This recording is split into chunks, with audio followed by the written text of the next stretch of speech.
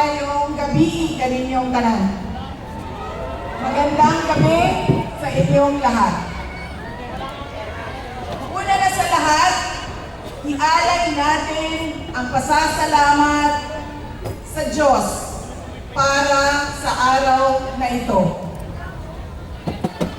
Pangalawang pagpapasalamat ay sa inyong lahat na nasa ilalim ng ulan, gutom, walang ayuda,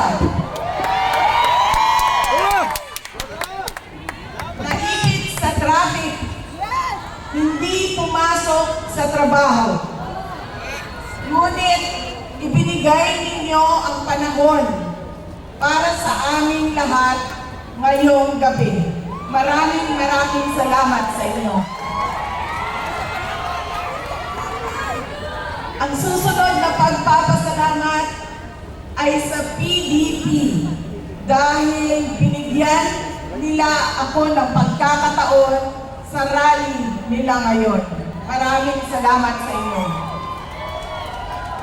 Ang sunod na pagpapasalamat ay mula kay Pangulong Rodrigo Duterte. Sa inyong pagmamahal, sa inyong patuloy na suporta at pagdarasal na siya ay maibalik dito sa ating bayan. Daghang salamat. Ang pwesto na kinatatayuan ko ay hindi para sa akin. Ito ay para sa Pangulong Rodrigo Duterte. Pero tinawag ako ng tadhana dahil kinidnap ang tatay nating lahat. Sa pagkakataong ito, nakatayo ako sa entablado at humaharap sa inyo, hindi bilang kandidato. Ako si Inday Sara, isang botanteng nagmamahal sa ating bayan at natatakot para sa ating kinabukasan. Mga kaigsuunan ko, iniibig ko ang Pilipinas. Iniibig ko kayong mga Pilipino. I love you! I love you! Love you, Sarah! Love you, Dad! I love you, Dad!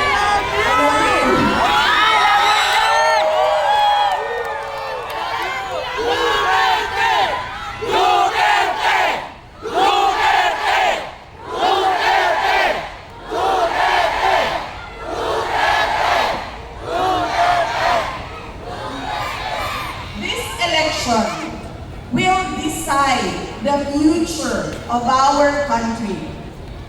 Ang boto ninyo ang magbibigay katiyakan kung maituloy ang pagbabago o tuloy-tuloy na lang tayo sa kapahamakan. Filipinos deserve better. Nagpapasalamat ako dahil nandito pa rin kayo at nakikinig sa akin sa kabila ng kaliwat kanan na paninira nila. In the past months, my name and my family's name have been dragged through the mud. I have repeatedly said it before, and I will say it again now. I am not the problem of this country. Tama na! Sobra na! Hindi ako ang problema ng Pilipinas. Si Marcos ang problema ng Pilipinas! Hindi Duterte ang problema ng Pilipinas. Sino nga ba ang tunay na makikinabang kung tuluyan na burahin sa mundo ang pamilyang Duterte? Mga MPA, ano na? Hindi ang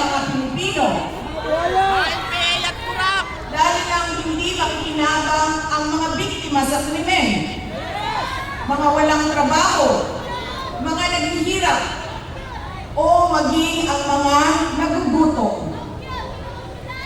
What we are witnessing is a systematic demolition job against political opponents that once dare to put the country first, even if it meant going against the most powerful interests in our homeland. Sa kasamaang palad, iniluklok natin ang isang leader na walang kakayahang maintindihan ang tunay na kalagayan ng mga Pilipino. At higit sa lahat, hindi kayang magdesisyon para sa kapakanan ng sambayanan. Bangag kasi! Pinagbabayaran natin ngayon ang pagpili ng maling leader.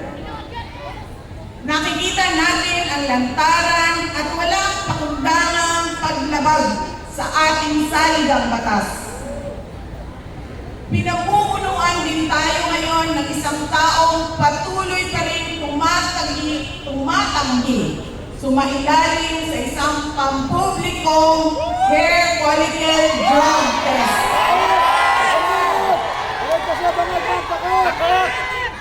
At nagsinungaling sa 20 pesos ang bigas.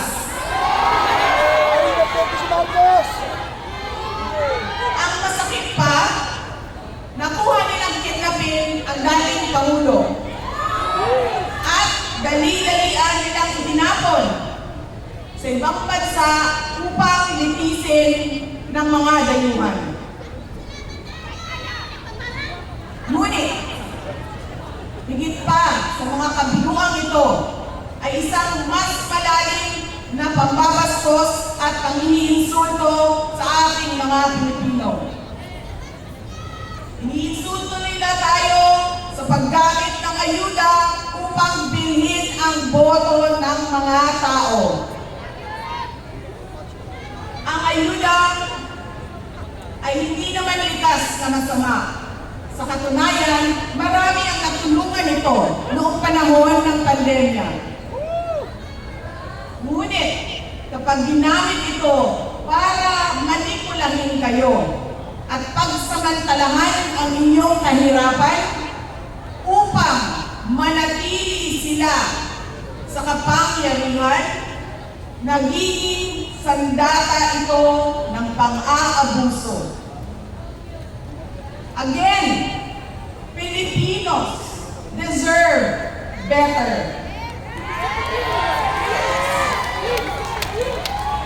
We must return to long-term, concrete programs, not short-term dole-outs that are being abused by those in power. Ang kailangan ng Pilipino ay isang mabisang food security program. Isang programa na tutugon sa problemang pinakamalapit sa bituka, ang gutom. Ang kailangan ng Pilipino ay isang modernong hybrid education system na nakasandal sa pagtuturo ng disiplina at pagmamahal sa bayan. Ang kailangan ng Pilipino ay isang tunay na universal healthcare system na tutugon araw-araw sa lahat ng health centers at hospitals at hindi lamang sa mga supporters ng politiko. Ang kailangan ng Pilipino ay matibay na infrastruktura. Let us build into the future.